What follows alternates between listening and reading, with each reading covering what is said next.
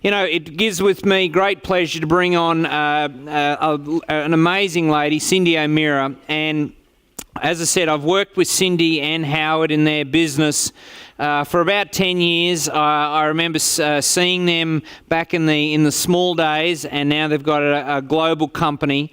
And, you know, before I met Cyndi, yes, I coach these guys, but I'm also a student of theirs. Before I met Cyndi and Howard, my definition of living a healthy life was Sultana bran and low-fat yogurt.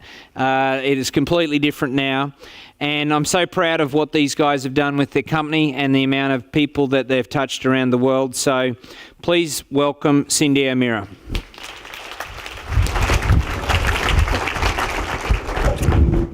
Thank you. I'd like to start with understanding you a little bit better. So by a show of hands, who in the room has been on a diet or is on a diet right now? Okay, good. Hands down. Who in the room is not on a diet right now but knows they should be eating better? Good. Well, you're all in the right room. Last question. Who's a little bit confused about should I be paleo, vegan, vegetarian, macrobiotic? There seems to be lots of fighting in the media. So what I'd like to do is I'd like to take that confusion away today. You know, I'm not a fly-by-nighter nutritionist. I started my career in 1980. I was at the University of Colorado in Boulder, and I was doing pre-med. And I did a class in anthropology, a whole year of anthropology. And it was there I realised that food was really important to our survival. So I decided to become a nutritionist. Came back to Australia, went to Deakin University, and I finished my Bachelor of Science majoring in nutrition. And I realised at the end of that, going into dietetics, that I didn't agree with anything. I didn't agree with the breakfast cereals, the low fat, the margarine, nothing. And I didn't agree with what they were feeding in hospitals. So I decided I couldn't be a nutritionist, and you know, as a young 20-year-old, you don't really go against the grain per se. So I went back to university, and I studied anatomy for 2 years. I cut up cadavers. I did pathology, histology, embryology, every ology you can think of.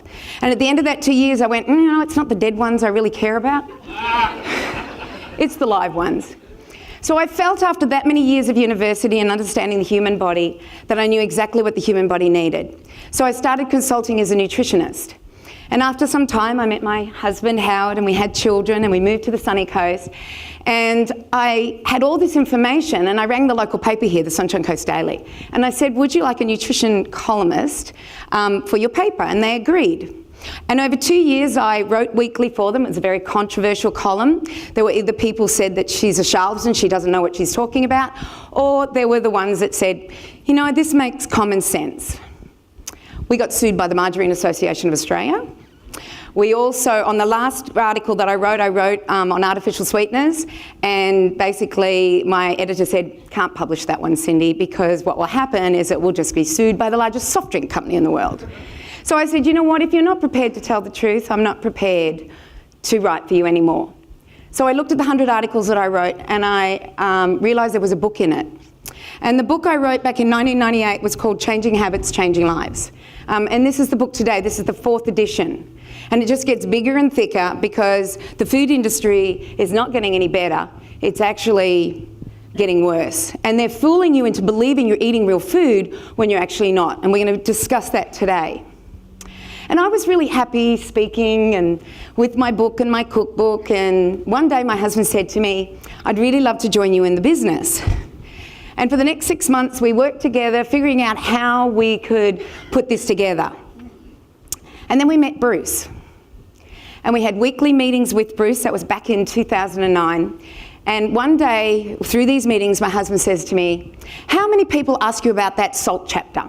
So let me explain the salt chapter to you. It talks about refined salt, sodium chloride, potassium iodate put into it, totally refined food, anti-caking agents and bleaches in it.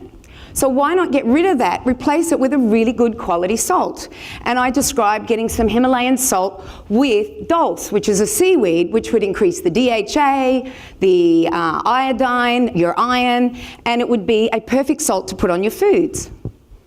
So what we did was that we it didn't look as good as this. So this is our first product that we ever did. So this is the seaweed salt. At the end of the week, we sold 400, to a small database, 400, 500 grams of salt. They already knew what to do. And my husband and I, we sat together and we went, it's not only you giving them the information, they want the product as well. So we created this amazing range, and I'll just show you a very small picture of what we have right now. So we started this range of foods. And then we decided that people needed to not only clean out their pantries, they needed to clean out their cleaning products and their bathrooms and things like that. So we created a range of cleaning products. And then we realised that we weren't working fast enough. We needed more products in the shop, and we created the marketplace. So the Changing Habits Marketplace is a place where you can go in order to get the best of foods that are endorsed by changing habits. And then one day a dietitian said to me, I want to know what you know, Cyndi, because I'm not teaching what you're teaching, but I can see the sense in what you're doing. And so what I did was Changing Habits hired a professor, and he sat beside me for a year, and we wrote a course called the Functional Nutrition Academy. And we gave this to people just to educate them. That's all I wanted to do. It was a 12-month course, and it was just about educating you so you could make some changes. And then someone said, we want to start a business with what you're teaching. And then someone said to me, we really want you to accredit it. So last year we spent a lot of money and a lot of time accrediting the course. We got to the very end where everything was going swimmingly, and we ticked all the boxes, and the accreditation committee said, well, there's just one more thing you have to do, Cyndi. And we said, what's that? And that is, you have to run this by the peak nutrition body here in Australia, which was the Dietetics Association of Australia. So we handed it to them, and they said, you're not teaching the dietary guidelines, and it's too scientific. So we didn't get accredited, but we did become a registered training organisation. And with that registered training organisation, we have added not only nutrition, fundamentals and applied, microbiome, courses to help professionals as well as individuals in order to upskill so that they can make the changes that they need to make.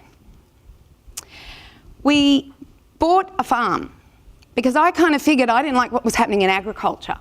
I didn't agree with the desiccation of our grains, legumes and seeds with Roundup, because I knew what Roundup was doing to the human gut. I also knew what it was doing in downregulating tryptophan, tyrosine, phenylalanine, neurotransmitters and so on and so on. But I'm not going to get into that at the moment. That's for the course. But what we thought we would do is that we would buy a farm and we would learn a farming that would be holistic farming and permaculture, where we could educate people on how to change their 10,000 acre farm or their kitchen garden. And so the farm has been an amazing project that we've all absolutely enjoyed. But where I'd like to start right now is that I think we have a health issue, a really big health issue that's happening, and it's growing. If I can take you back just a little bit, back to maybe the 60s and 70s, who's from that era? Okay, that's my era. I went to school in Bendigo, Victoria. I went to a girls' school with 600 girls in it. I don't remember that I couldn't take peanut butter sandwiches to school, had an American mother. I don't remember anybody having an allergy to any food. We had to drink dairy every morning tea because that was the principles. I don't remember autism in my community. I know that it was there, but it wasn't in my community. I don't remember all of the problems that we're now seeing today. And what are we seeing today? In our children, we're seeing an increase in autism, allergies, food sensitivities, asthma. We get to our teenagers, we're seeing depression and anxiety. And then into our adult population, we've got heart disease, cancer, diabetes, and autoimmune diseases that are going at an unbelievable rate. And then we get into our elderly and we see dementia and Alzheimer's, and if they don't have dementia and Alzheimer's, then their physical body is breaking down. So they're inflamed. So I believe that things have changed, and what has changed? One of the things that I did as a 50-year-old is I was getting into the stage where I was having aches and pains. I had a persistent sore back, right hip pain that when I would get up, I would be in so much pain. Had tightness in my throat. I couldn't grow my hair. My skin was dry where I wanted to scratch it off, even living in Queensland. And I noticed that these things, I was breaking down, even though I had been eating well my whole life. And I was still eating the same foods I'd always eaten. And I thought, it's got to have something to do with food. So I went on an elimination and a very low calorie diet. And in 3 weeks, I lost 9 kilos in weight, lost all my aches and pains, lost every little itty bitty problem I was having, and I had unbelievable clarity of mind. And at the end of that 3 weeks, I started to introduce the foods back into the diet. And I got to a point where I introduced wheat. And I inflamed again, sore back came back again, hip pain came back, everything started to come back, and I gained 700 grams, which you can't overnight. That's water weight. So I thought, well, what's wrong with wheat? And so what I did was I started to research the agriculture, everything about wheat. And at the end of all that research, my husband says to me, "You're going to write another book?" And I said, "No." He said, "Why don't you do a documentary?" So we created the knew nothing about it, by the way. So we created the documentary, What's with Wheat, made it to Netflix North America. And from there, I was able to go to TEDx. I did a TEDx in America, which is online and you can watch it. And so with this problem that I was seeing, I realised that people needed education and we needed more and more. And I realised there was a lot of false information out there. And what I'd like to do right now is go through with you the false information that we're now seeing. So the first thing is saturated fat causes heart disease. Well, in actual fact, if it did, now remembering I did anthropology and I know the foods that we used to eat. So if we did have a problem with saturated fat, then we should have seen heart disease before the 1920s. And the Heart Foundation started in the 1950s, and since then our heart disease has soared. So the fact that saturated fat causes heart disease is perhaps not the correct information that you're getting, and the science is now showing that. Salt causes hypertension. Well, do you know that the word salary comes from the word salt? Because we were paid in salt. That salad is from the word salt because it tastes better with salt. And that the salt roads have been going for thousands of years, and salt has been a large commodity of our eating. And yet, in the 70s, it started to cause hypertension. So everyone went off salt, and we also had salt-reduced foods being shown in the supermarkets. Next one, sugar is the cause of all modern disease. That's the latest. So they've taken saturated fat away from us, or even fat, because we went low fat, taken salt away from, and now it's sugar. But these three are very important foods. And I'm not just talking about white sugar. I am talking about the carbohydrates that everybody seems to want to go off. There's a very important reason why we had these carbohydrates. Margarine is the most healthy form, is healthier than butter. I never got this one. I'm a history buff. I talked about anthropology, so I'm a history buff. So let me give you the history of margarine. Who knows who Procter and Gamble are? Yeah, they're brothers-in-laws. Did you know that? Or they were. One made candles and one made soap. And they used tallow. But that fat went off. Their produce would go rancid. So they commissioned a scientist to make a fat that never went off. That was a hydrogenation of a vegetable oil, which meant that it became solid at room temperature. Then we didn't need candles anymore. So what happened was that they made the hydrogenated vegetable oil into a square white block. They dyed it white, they put it in a paper, they put a recipe book with it, and they called it Crisco. That was the beginning of Crisco. And then what they did, they realized if they partially hydrogenated it, then what would happen, it would become softer, like butter, at room temperature. And they dyed it yellow, and they said it's the cheap version of butter. And in some states in America, they wanted you to dye it pink because they didn't want anyone to think that it was butter.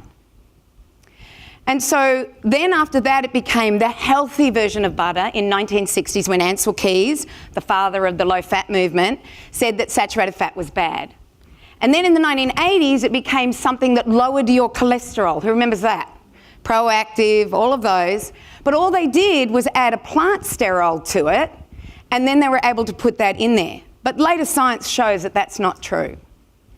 And then in 2009, front page of the newspaper, it said, trans fats are worse than saturated fats. Margarine was full of trans fat, but nobody was talking about it. So what ended up happening is that they changed the formula. And instead of partially hydrogenating it, they used this new form of changing an oil into a hard fat called interesterification. And that interesterification produced a fat that is called an IF, an interesterified fat. Preliminary research out of Malaysian University says that in 4 weeks of eating that stuff, you will have a pre-diabetic state. This is the history of margarine. Have you noticed that margarine doesn't exist anymore? It's Meadow Lee, Proactive, canola spread, Olivia. Who's seen that? Margarine doesn't even exist anymore because of that. What about breakfast cereals? Are the best start to the day? Well, if you look back at the history of breakfast cereals, and you'll see that on my What's with Wheat documentary, you will realise that what they did was they took everything out of it because they're hard to digest, these grains. And then because it had no nutrition in it and it was bland, they just added stuff back in. So they added synthetic vitamins, they added mined minerals and flavours and colours and all of these things. And 98% of the Australian population have breakfast cereals in their pantry. I want you to go home and have a look what the ingredients are of your breakfast cereal and decide whether you think that that is worth eating after you've listened to how I talk about foods and the importance of whole foods for the body. Dairy is a good source of calcium. Now that came about because of osteoporosis, but the epidemiological studies that are being done overseas in countries where they either don't eat dairy or unprocessed dairy, what they're finding is that those people have less osteoporosis than the people here in Australia that are eating processed dairy. Processed dairy being pasteurised, homogenised, skim trim, rev shep milk. You know, you can get everything. I've even found fish oil in milk in New South Wales. I don't think I've seen it in Queensland, but for you New South Welshmen. Low fat is best. Well, that started in 1982, and did you get the memo in 2015? It was wiped off the dietary guidelines. Did you get that memo? Well, the food industry hasn't. And so nobody else seems to have got it. And we have fattened as a community and as a society in the Western world ever since we did the low-fat mantra. There is nothing you can do about your genes. Well, I want you to know genetically that you have no more genes than an earthworm and a little bit less than a flea. Because what you have is you have other things that are working on those amazing DNA. There are things called epigenetics, nutrigenomics, metagenomics, and it's all what is acting on the gene. And we're going to talk more about that as we move through. Your disease has nothing to do with what you eat. I've never understood this one. Because the food that you put in your body makes all the parts. So if you're putting junk food in, what parts are you going to get? Junk food. But if you're putting good food in, then you're going to get good results. So I believe, and many other scientists around the world, researchers and clinicians, know that food makes a vast difference to what is happening in your disease state. It's not only food, but there's lifestyle as well. It's important to eat grains, legumes and dairy.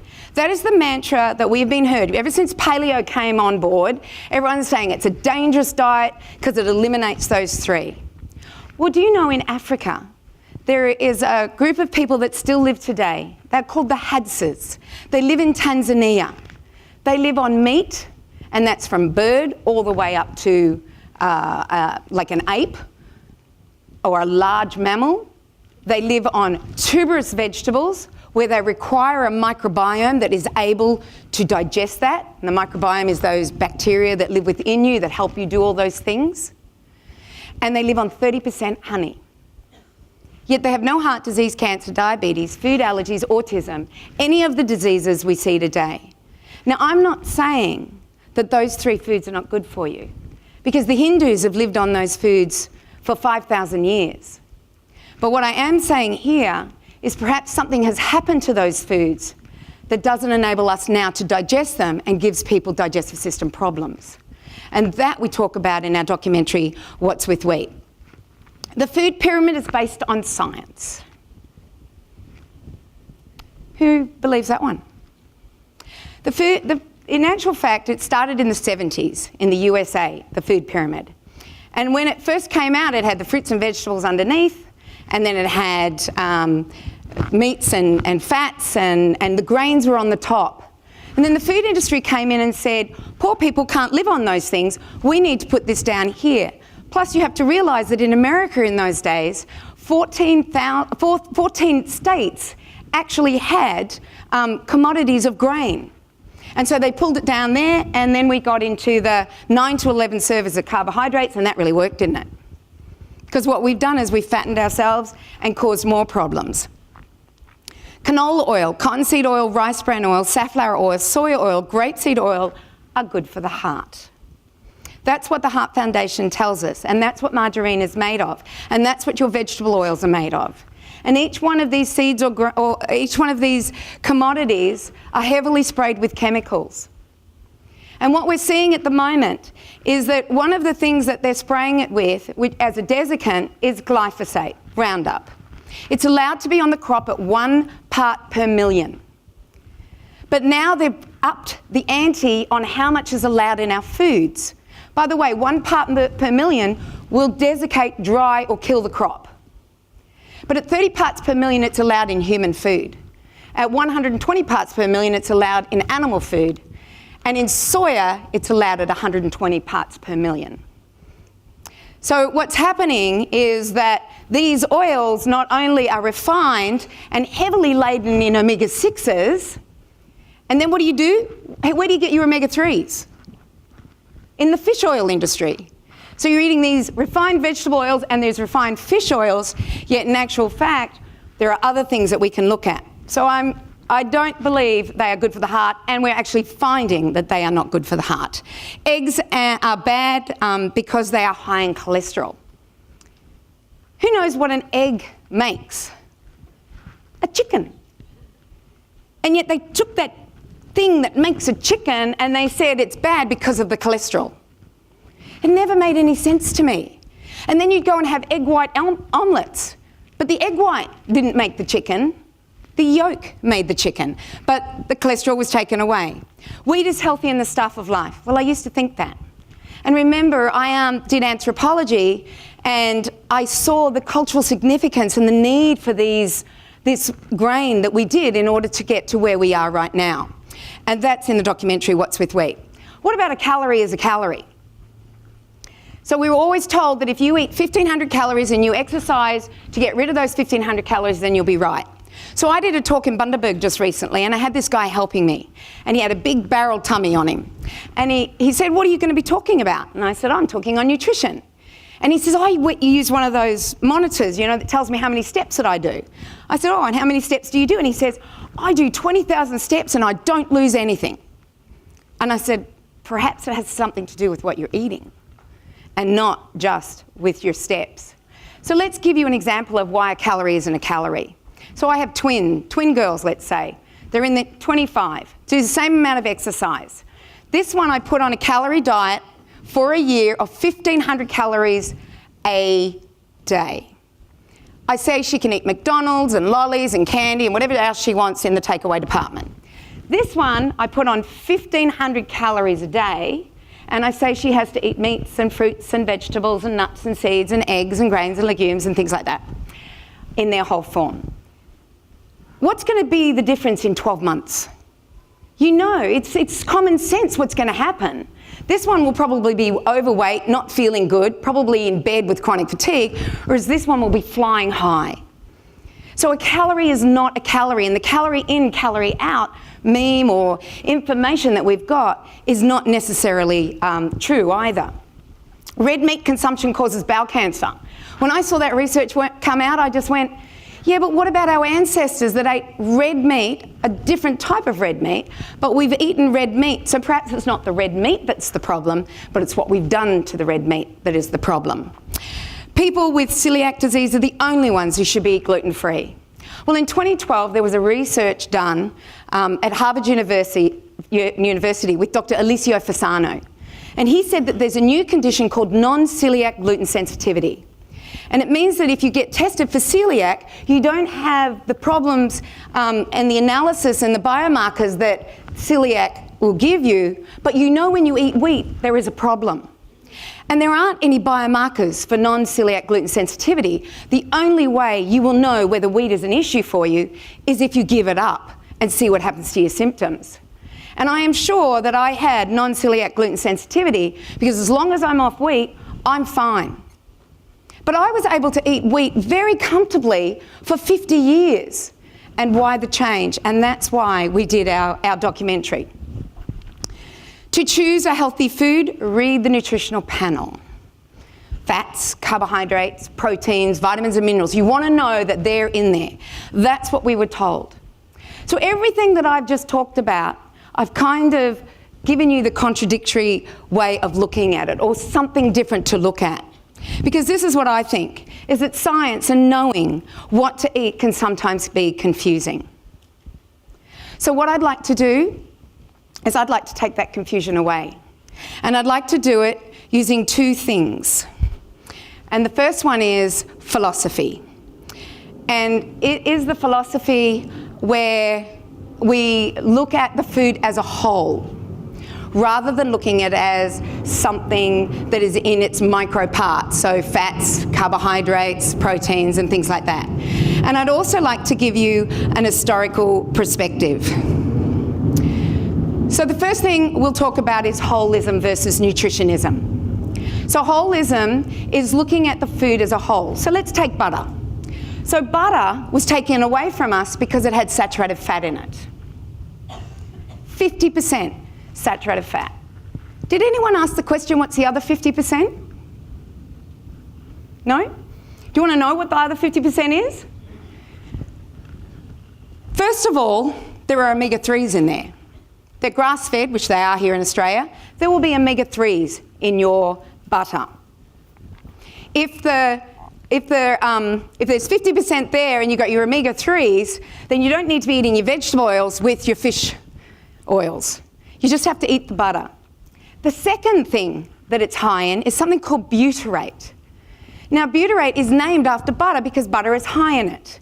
Butyrate feeds your gut. It feeds the lining of your gut. Your microbiome makes butyrate as well. So not only does butter have butyrate, omega-3s, as well as that saturated fat, it also has the new darling of vitamins and minerals. And what is the new darling of vitamins and minerals?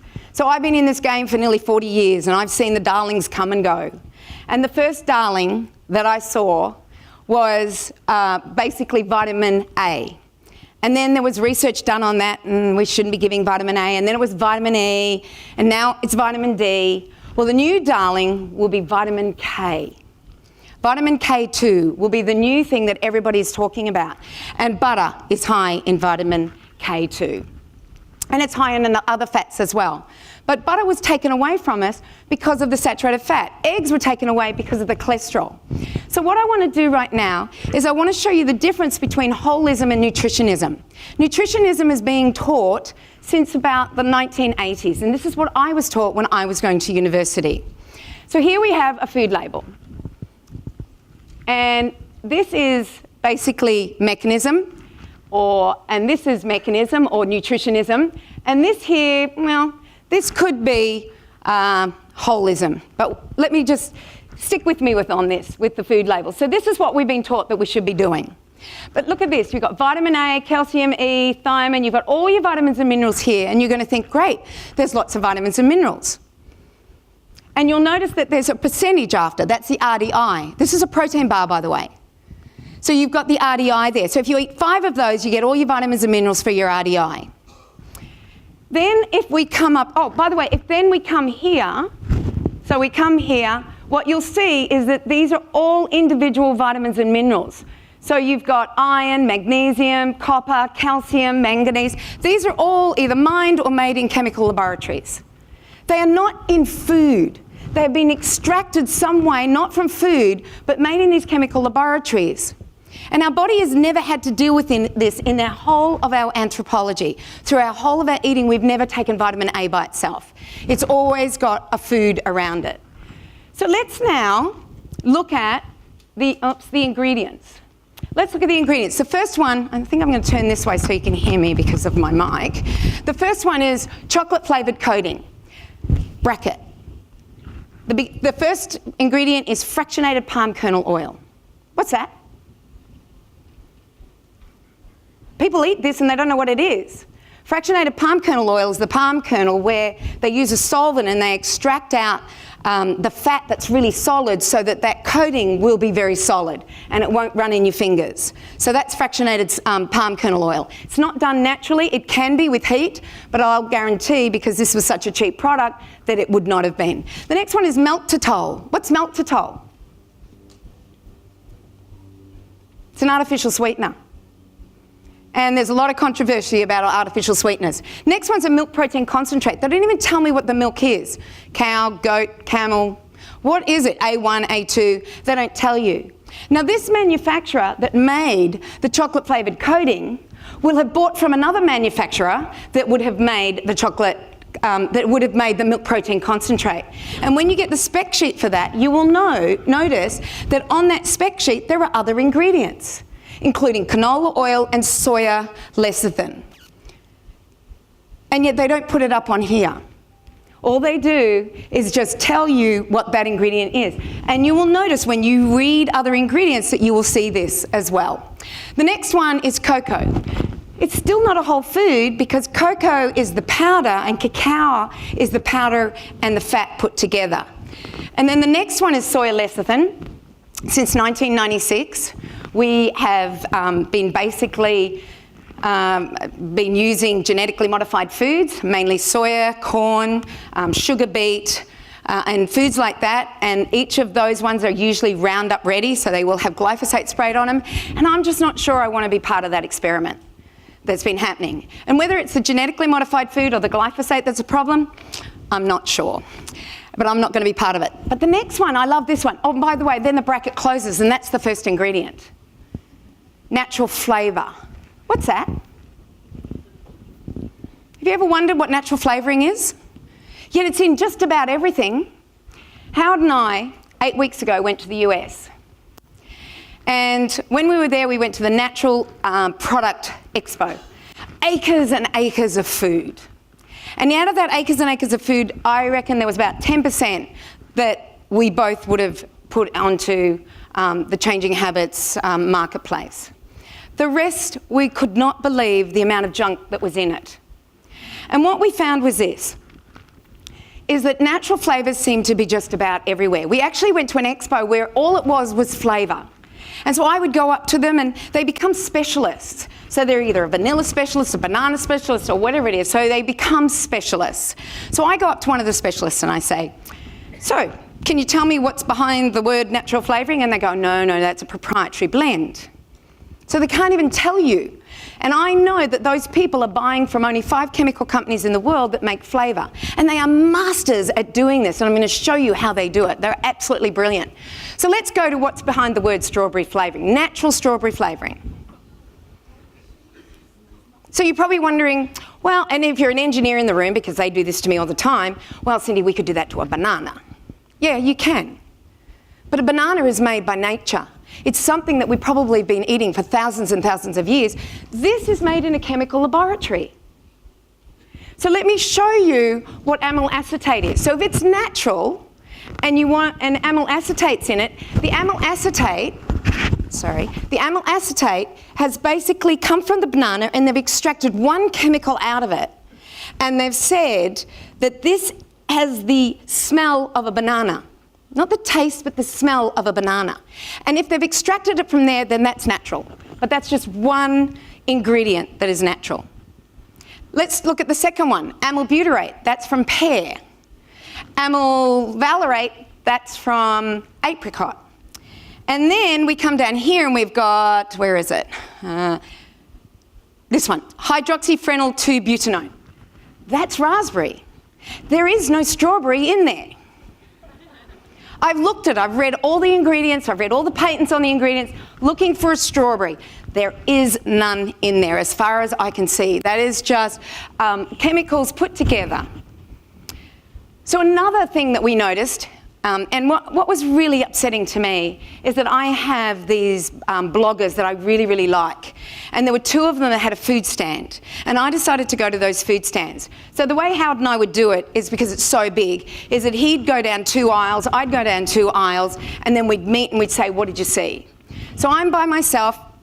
I go to one of these bloggers that I really, really appreciate. I pick up his ingredient because he's busy, he's got fans all over him. And I pick up his ingredient and I see natural flavour, natural colour, I see the whole lot. So I think, and I put it down, really disappointed. Either he doesn't know what he's putting in his food, or I don't know, maybe he's there to make money. I have no idea. So I go to the next one, who I also trust. I see the same thing. And I walk away absolutely despondent. And as I'm walking up and down the aisles, I find the colour people. Anything to do with colour, and it's all natural colouring. And so I say to this couple, I said, okay, so where is the colour coming from? And they would say, well, the green's from chlorophyll, the red's from beetroot, the orange is from carrot, and so on. And I said, and are there any excipients? And they said, well, actually, in fact, there are. And so they told me what the excipients were to the natural green colour. Now, I can tell you that chlorophyll is not stable after 24 hours. So I would assume maybe it was a magnesium copper, I don't know, because it's the magnesium chlorophyll that is actually the stable part of chlorophyll, or the stable commodity of chlorophyll, and it doesn't come from plants. And so I don't know how they can call it natural. Curcumin, where does that come from? Well, it's an extract of turmeric. But it doesn't say natural, therefore it's made in the laboratory. It doesn't come from the turmeric. So we don't know. Sorbitol. So this was a sugar syrup. So the sorbitol was in there for the sugar syrup. Polysorbate 80, what's that? And why is it in there? It's an emulsifier. So it emulsifies all of those ingredients and makes sure they stay together. Propylene glycol. You can clean your concrete floors, if anybody needs to clean them with that. Alpha tocopherols are synthetic vitamin E, they're not natural vitamin E, and then water. And this is what's in our natural colours, this is what's in our natural flavourings, and everybody is being fooled by an industry that is actually trying to fool us so that we think it's good.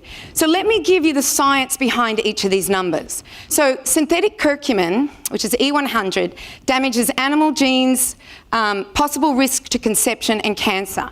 E420, not suitable for diabetics, infants and young children, may cause liver toxicity, gastrointestinal upsets, prohibited in foods for infants and young children. When would you put natural green colouring in something? Yeah. E433 suspected carcinogen. E1520 causes liver and kidney damage. It depresses the central nervous system. It's also on the hazard list of the NIH. So what they do is that they test these ingredients on animals to see what is the safe limit.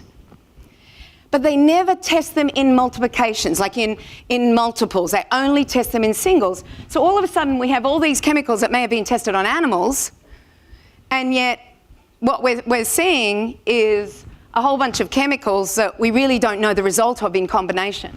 And the same with the green colour. So we left on the midnight flight from LA, and I was so mad that I sat on that flight and I wrote this article, Welcome to the Era of, because these were all the buzzwords, non-GMO, natural, certified organic, sustainable, fair trade, ultra-processed junk food. Because that's what I saw. And I see it all the time. People are being duped by this. And you'll see that thing up the top says clean labelling. So it's the industry telling you what they're doing, and it's a secret word. They're actually changing the names of additives to dupe you into believing you're eating a food. So here are some examples. So we've done flavourings and we've done colours. What about yeast extract? What's that the new word for? MSG. They're glutamates. So it's a flavour enhancer. What about rosemary extract? I saw this. In 2014, I saw rosemary extract in breakfast cereals. That made me immediately suspicious. Because to put rosemary extract, thinking what I thought a rosemary extract was, then it should not have been in the breakfast cereal because it would have been expensive. And then what I did was I did some hunting. And I read a book by Joanna Blythman called Swallow This. And she was an investigative reporter who went into the food industry as a food industry member and started to realise what they were doing. And one of the things that she talks about is rosemary extract.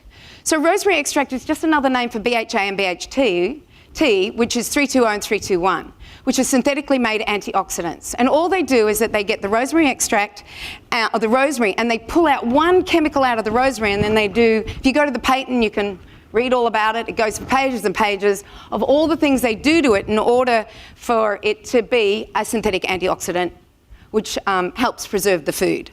Citric acid, where's that come from? You ever questioned that one? It's a genetically modified mould that produces citric acid. They don't get it from oranges and lemons anymore. They actually get it from a genetically modified mould. I don't know if you remember, I can't remember how many years ago, but tryptophan was on the market, and there was a real kerfuffle about it because it killed 100 people, tryptophan. And what they did was that they realised that they went back and back and back to where those 100 people had got that tryptophan from, and they figured out it was coming out of a factory out of Japan. And what they had done is that they had genetically modified I can't even read that.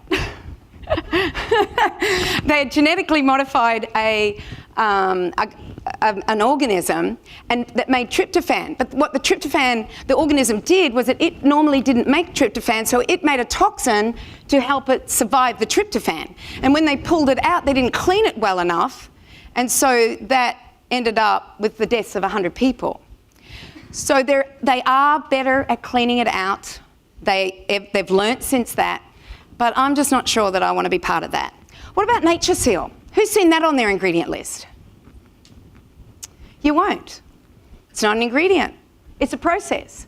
So who in the room, by the show of hands, has had green leafy, like spinach or lettuce or rocket out of a plastic bag in the last 10 days? Who's done that?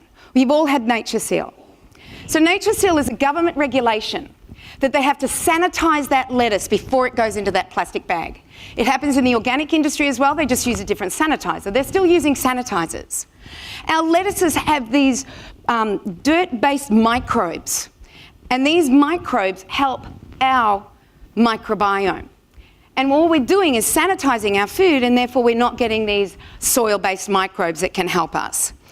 Citrus fibre is another one that I've been seeing. And what I'm seeing is people are being duped by this. I've seen, small goods meats, and it doesn't have the nitrates, the antioxidant, the preservative, and the acidity regulator. It has these terms: rosemary extract, celery extract. But they are just clean labelling to make you think that the food is okay. So why am I so pedantic about this? Because of the science of nutrigenomics. And nutrigenomics says this, that the food that you consume is not only about the energy that it gives you or the building blocks that it has for you, but it actually speaks to your DNA. It upregulates or downregulates your genes. We have no way of knowing what these things that I was showing you are doing to our body. We have no way of knowing. We're playing with what our body naturally should be doing, and that is with food, real food. Anthropologically, that's how we were brought up, and that's where we need to go back to. And you're probably thinking, well, that's all very well and good, Cyndi, but what do I eat now? Well, this is what I think, is that you have to get back into the kitchen to feed and nourish your family, to heal this nation. Because that's the only place it's going to happen. Because it is not going to happen on lean cuisine and healthy choice. Because they aren't even real foods. Go and read the ingredients if they're in your packaged foods. And when we start to spend money on people like our local farmers or our local producers, we not only improve our own health, we actually improve the economy of the community within us.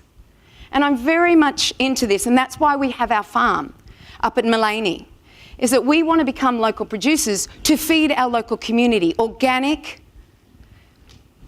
permacultured, holistic farming foods, where our animals are treated with kindness, where our chickens are our insect eaters. We just get eggs as a byproduct of that. So they're our pest control. It's something that we need to start looking at. So the second thing that I said that we would do is the historical perspective of food, because I think that that's really important. So let's just do some fundamentals. Macronutrients, there's 3 of them. What are they? Yell it out.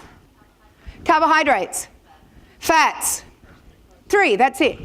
All diets are on carbohydrates.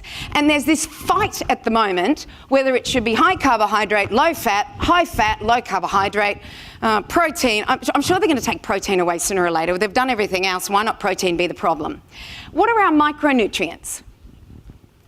Our micronutrients are vitamins and minerals, antioxidants. We've got probably millions of them. There are so many of them. Antioxidants, resveratrol, everyone's heard of that one. It's red wine. So they're all there. What about your epigenetics? So epigenetics is the lifestyle that you are leading. And the lifestyle that you are leading is how much sunshine are you getting? What kind of water are you drinking? What food do you consume? How much connection do you have? What's your sleep like? These are above the gene. They affect the gene, turning genes on and off. So your lifestyle has the ability to either give you health or give you sickness. We are old bodies. I'm sorry for the young people in the room, but we are old bodies. We are evolutionary bodies. And we need to fake the body into believing that it is still living that evolutionary life, because that's how we survived up until this point. So every morning I get up and I go down to the beach barefooted. I swim the Mooloolaba beach. And we do this at 6:30 in the morning. I do it with a bunch of people. We swim back. We get our sunshine, we get our exposure to everything that we need to be getting exposure to stop the melatonin, increase the serotonin, and get on with our day.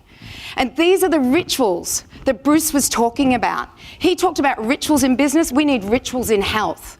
We need rituals in the way we buy our food, where we buy it from, who we buy it from, and how we eat it as families.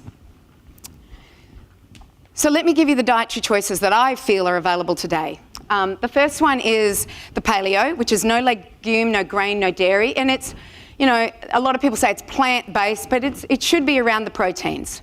So it's the macronutrient protein. Ketogenic and low-carb, high-fat, well, that is based on fat. And then the rest of the diet's macrobiotic, the vegetarian, the vegan, the dietary guidelines, and the gluten-free diet. And the gluten-free diet, when you do gluten-free products, is very carbohydrate-based. So these are all based on carbohydrates.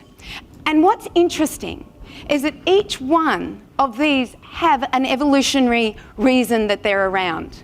So paleo was the hunter-gatherer, and they did live on meats. Whereas when we look at the ketogenic diet, we can look at the Inuits. The Inuits lived on blubber with a little bit of protein, and in the summer they would have eaten other things. And when we look at the Himbas of Namibia, we see that they live very much on dairy, but unprocessed dairy. They have a little bit of meat, they might do an occasional kill, there might be a few things that they can gather, but their main diet is dairy and meat that the men may go out and get. And we can look at the Australian Aboriginals. They had an amazing variety of foods. In actual fact, I've just been in Cairns. They had 750 different foods that they could eat from. And if we have a look at the Catawbas in Papua New Guinea, we see a group of people wonderful. We see a group of people that ate very, very variety of foods, but lots of carbohydrates. And my belief is this, is that, that's the way it looks like now, is that it's not about the carbs, the fats, and the protein.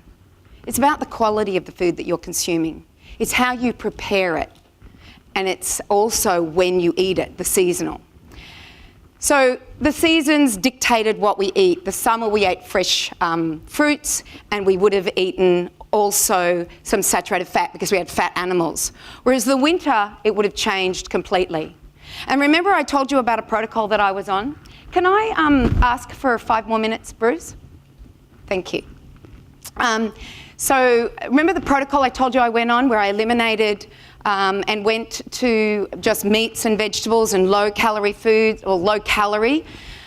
Well, we called that the 4-phase fat loss, and I introduced it to my community, which we didn't have a large community at the time. And what happened was that now thousands and thousands of people have done this four-phase fat loss. And I want to show you some of the amazing people. And these people have allowed me to put their underwear on the screen. But we have people who have lost up to 80 kilos and kept it off. I had one lady, Claire, say to me, "Cyndi, this is what I've learnt. I've lost a whole human being. I can now wear any towel I want. I can sit on any chair that I want. I no longer take drugs because my autoimmune disease has disappeared, or I've maintained it, and I get to play with my kids." So it's been very successful. So where to from here?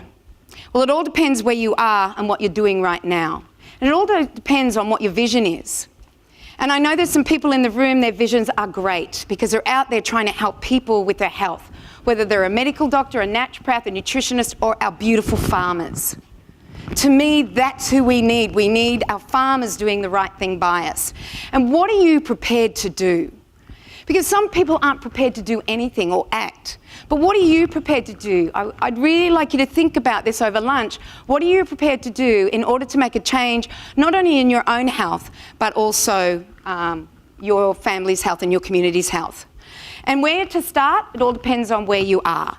So I would recommend you watch our documentary, What's with Wheat.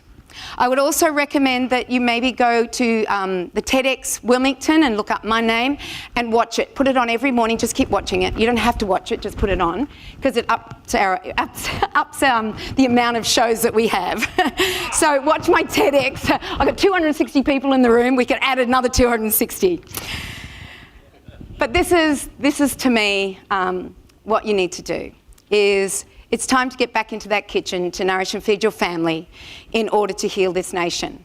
And what I've done is I've put together my DVD, my Changing Habits recipe book, and my Changing Habits book. We put that out there.